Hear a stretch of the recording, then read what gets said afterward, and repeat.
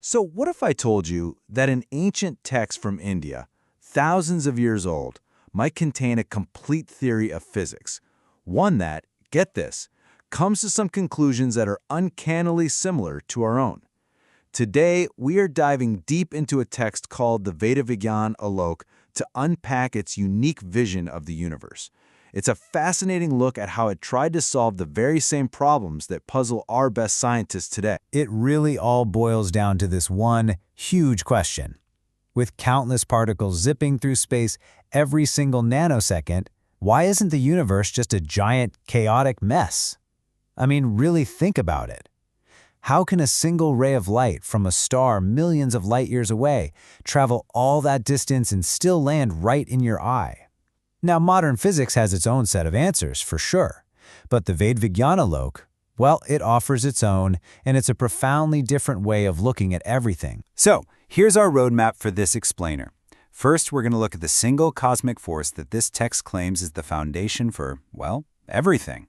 Then, we'll see how that force creates what the text calls protected highways for particles. From there, we'll connect it to concepts you might already know, like superposition and particle exchange, before we get to a really mind-bending philosophical twist at the very end. All right, so let's get into it. Before we dig into the nuts and bolts, it's really important to get our heads in the right space. We're not talking about modern science in the way you might think of it, with labs and particle accelerators. This is a framework where philosophy and physics are basically the same thing. It's just a different lens on reality, and as you'll see, the parallels it draws are what make it so incredibly compelling. Okay, so to answer that huge question, why not chaos? The Vedavigyan Alok doesn't talk about four fundamental forces like we do in modern physics. Nope. Instead, its entire system, the whole shebang, is built on one single, all-pervading cosmic substance that sets the rules for absolutely everything else. And that substance is called Sutrama Vayu. Now, the text is super clear about this. This is not empty space. You should think of it more like a living, all-pervading cosmic medium. It's this dynamic thing that actively holds the universe together. And this is the most important part. It acts like a protective shield for every single thing moving through it. So how does it supposedly work? Well, as you can see here, first, it's just everywhere. It permeates everything. Then it binds all the particles together in this kind of loose cosmic web. But here's its real job, its most critical function. It wraps around every particle and every wave like a protective sheath, guaranteeing it a safe and totally undisturbed trip through the cosmos. That idea of a protective shield is really the key that unlocks the next big concept. Because think about it, if every single particle is perfectly protected, that says something pretty profound about the path it's traveling on, right? The text calls these paths protected highways, and they are the secret sauce to all of this cosmic order. The text calls these paths Utaya or Shruti, and they're described as these inviolable, completely protected channels. The main rule here is incredibly simple. If a particle or a wave is traveling along its own Shruti, no other particle or wave can jump into that path and mess with it. Ever. Just think about what that really implies for a second. The universe isn't some chaotic open ocean where ships can just crash into each other.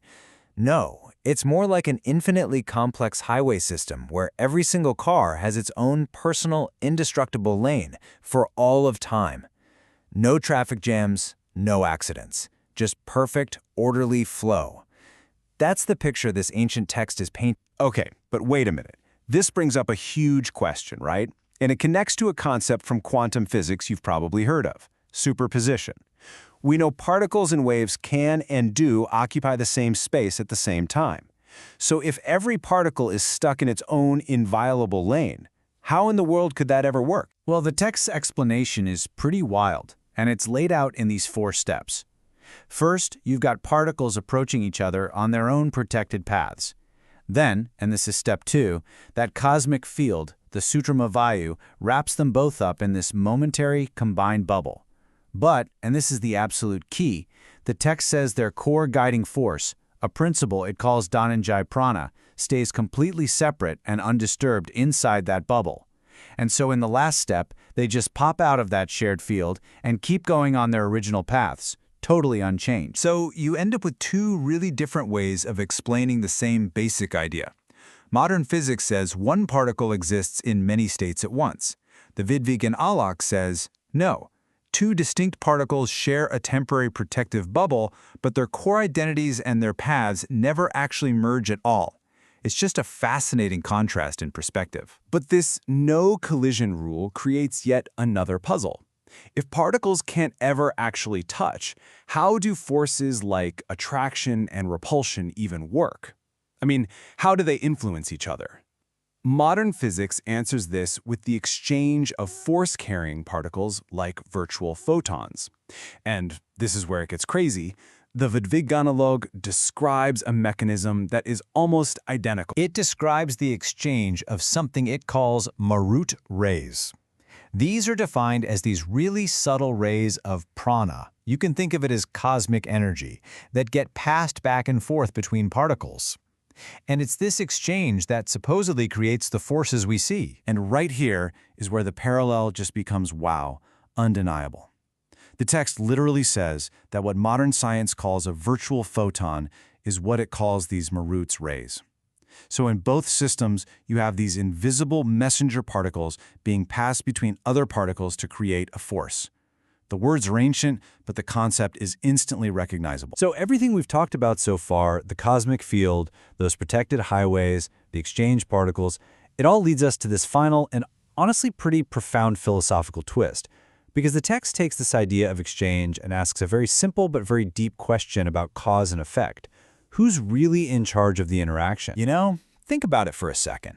In any interaction, you have the messenger, that's the exchange particle carrying the force, but you also have the one who sends the messenger, the main particle itself. So which one is the true cause of the whole thing? Is it the message, or is it the one who felt the need to send the message in the first place? The Vidvigan Alok makes this really fascinating distinction. It calls the exchange particle, the little messenger, the ahuti, which means the offering. It's the thing being given.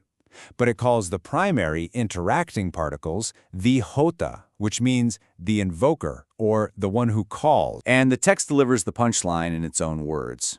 It asks, why are the primary particles called the Hota, the invoker? Because of this act of calling or attracting, they are called the Hota.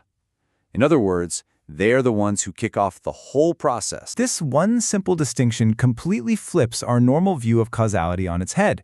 It suggests the primary cause isn't the force particle that gets exchanged, it's the fundamental particle that calls that force into being, out of some deep intrinsic need.